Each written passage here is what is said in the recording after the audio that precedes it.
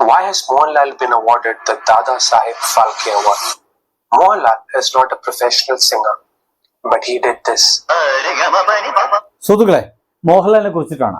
മോഹൻലാലിന് എന്തുകൊണ്ട് ഈ ദാദാ സാഹേബ് ഫാൽക്കെ അവാർഡ്, സിനിമാ രംഗത്തെ ഏറ്റവും വലിയ ബഹുമതി, ആ ഒരു ബഹുമതി എന്തുകൊണ്ട് മോഹൻലാലിന് കിട്ടി എന്ന് പറഞ്ഞുകൊണ്ട് ഈ ഒരു ചെറുപ്പക്കാരൻ ചെയ്ത വീഡിയോ ആണ്. ഈ വീഡിയോ ഒരുപക്ഷെ നിങ്ങൾ എല്ലാവരും കണ്ടിട്ടുണ്ട്.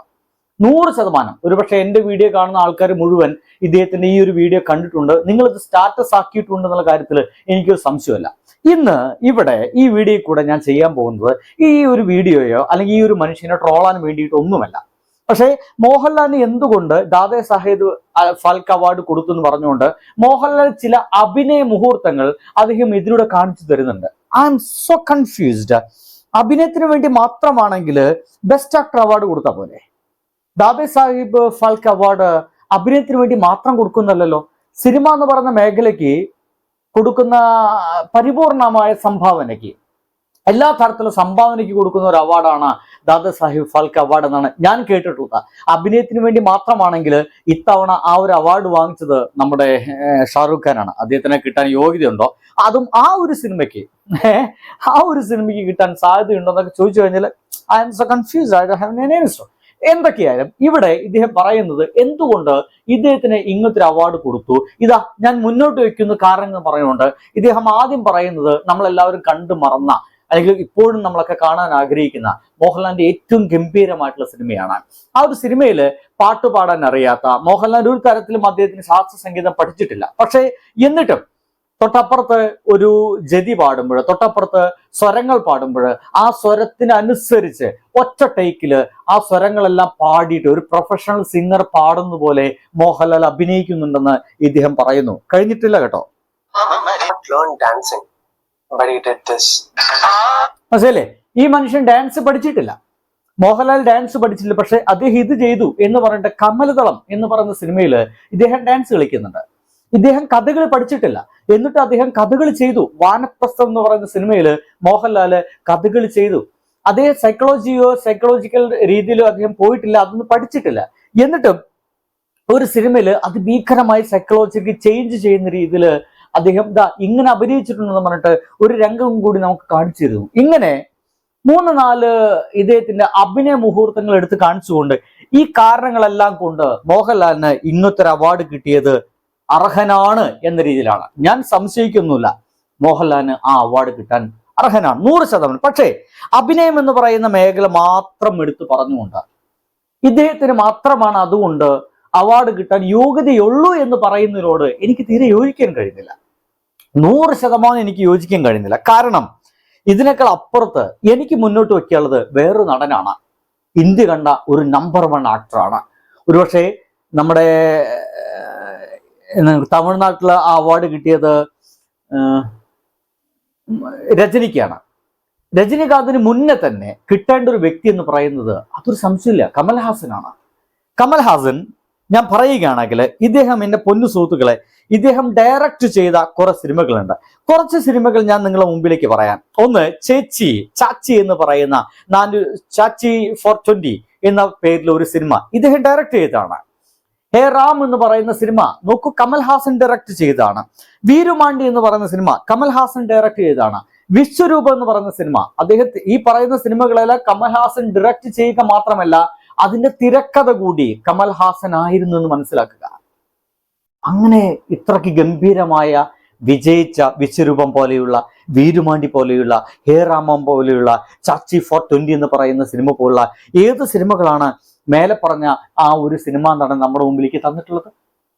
ഞാൻ അറിഞ്ഞെടുത്തോളം ഈ ഒരു ഫാൽക്കെ അവാർഡ് നൽകുന്നത് ഇദ്ദേഹത്തിന് കിട്ടാൻ പാടില്ല എന്നല്ല, പക്ഷെ ഇത് മാത്രമാണെന്ന് പറഞ്ഞുകൊണ്ട് അഭിനയ മുഹൂർത്തങ്ങൾ മാത്രം കാണിക്കുമ്പോൾ, എന്റെ പൊന്നു സുഹൃത്തുക്കളെ, അഭിനയ മുഹൂർത്തത്തിന് മാത്രമല്ല അവാർഡ് നൽകുന്നത്, പരിപൂർണമായിട്ടുള്ള സംഭാവനയ്ക്കാണ്. ഇന്ത്യൻ സിനിമയ്ക്കുള്ള സംഭാവനകൾക്കാണ്. ഇത്ര കാലമായിട്ട് സമഗ്ര സംഭാവനയ്ക്കാണ്. സമഗ്ര സംഭാവന എന്ന് വെച്ച് കഴിഞ്ഞാൽ അത് അഭിനയം മാത്രമല്ല സുഹൃത്തുക്കളെ, നിർമ്മാണം പെടും. ശരിയാണ്, മോഹൻലാൽ നിർമ്മിച്ചിട്ടുണ്ട്. തിരക്കഥ വരും, ശരിയാണ്, മോഹൻലാൽ ചെയ്തിട്ടുണ്ട്.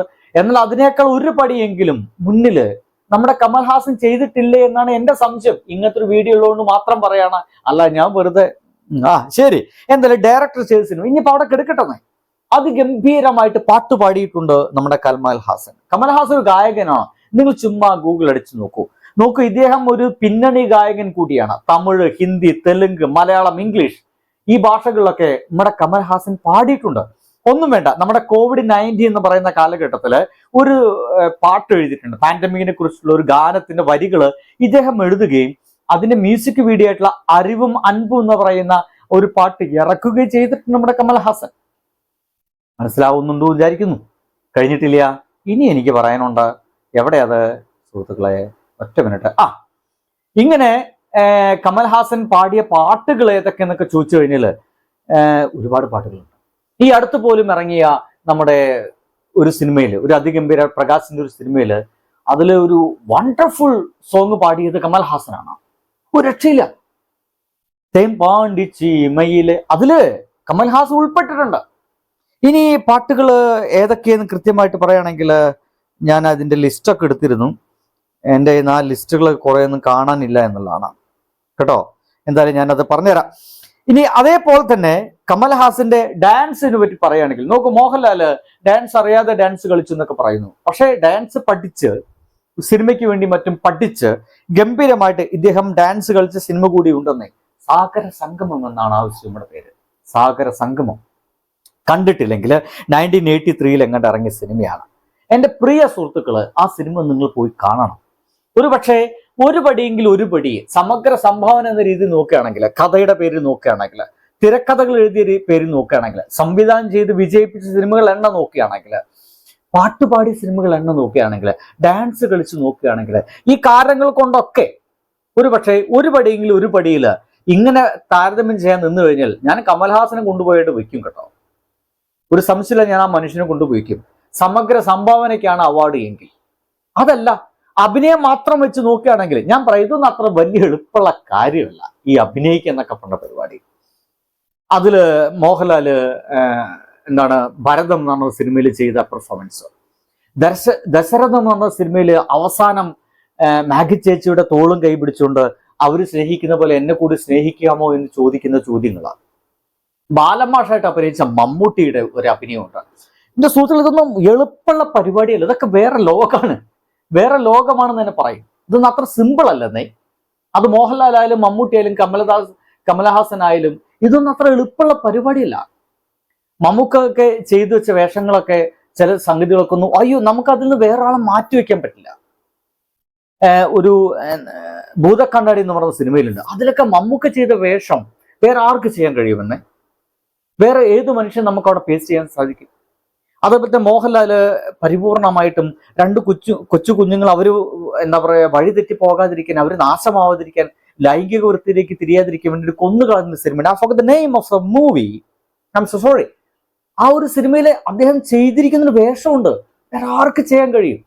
ഇതൊക്കെ വേറെ ഒരു സംഭവങ്ങളാണ്. അതിനൊക്കെ വെവ്വേറെ ആയിട്ട് തന്നെ നമ്മൾ കാണണം. മോഹൻലാലിന് കിട്ടിക്കഴിഞ്ഞാൽ അഭിനയം കൊണ്ട് മാത്രമാണ് കിട്ടിയെന്ന രീതിയിലൊക്കെ വീഡിയോ ഇറക്കി കഴിഞ്ഞാൽ അതുകൊണ്ട് മാത്രമാണ് ഞാൻ ഇങ്ങനത്തെ വീഡിയോ ഇറക്കി കേട്ടോ. ഇത് മാത്രമല്ല, അങ്ങനെയൊക്കെ നോക്കുകയാണെങ്കിൽ സമഗ്ര സംഭാവനയ്ക്ക് നമുക്ക് പറയാൻ വേറെ ആളുകളൊക്കെ ഉണ്ട് എന്ന് പറയാൻ വേണ്ടിയിട്ട്. എന്നാൽ കമൽഹാസന് എന്തായാലും ഈ അവാർഡൊന്നും കിട്ടാൻ പോകുന്നില്ല എന്നാണ് എൻ്റെ മനസ്സ് പറയുന്നത്. ഇനിയിപ്പോ ഇവിടുത്തെ ഇലക്ഷനൊക്കെ നല്ല രീതിയിലൊക്കെ നടന്ന് ഇവിടെ ഭരണമൊക്കെ മാറി വരുന്ന സാഹചര്യത്തിലൊക്കെ കിട്ടിയാൽ കിട്ടി എന്ന് മാത്രമേ പറയാൻ കഴിയുള്ളൂ. എൻ്റെ സുഹൃത്തുക്കളെ, എന്തായാലും ഞാൻ എൻ്റെ അഭിപ്രായങ്ങളൊക്കെ ഇതോടുകൂടി അവസാനിപ്പിക്കുന്നു. നിങ്ങൾ ആദ്യമായിട്ട് കാണുകയാണെങ്കിൽ ഒന്ന് സബ് ചെയ്ത് സഹകരിക്കണേ. ഒപ്പം തന്നെ നിങ്ങളെ വിലയേറിയ അഭിപ്രായങ്ങൾ, നിങ്ങളുടെ അഭിപ്രായങ്ങൾ ഒന്നുപോലെ ഞാൻ ഡിലീറ്റ് ചെയ്യത്തില്ല, മുഴുവനായിട്ട് അവിടെ ഉണ്ടാവും. ഇനിയിപ്പോൾ എൻ്റെ തെറി പറഞ്ഞാൽ അതൊന്ന് എഴുതി വെക്കണം. പ്രിയ സുഹൃത്തുക്കൾക്ക് വേണ്ടിയിട്ട് നിങ്ങൾക്ക് ഈ ചാനൽ ഇഷ്ടമാണെങ്കിൽ മാത്രം ഒന്ന് ഷെയർ ചെയ്യുക. സുഹൃത്തുക്കളെ, അടുത്ത ദിവസം കാണാം. ബൈ.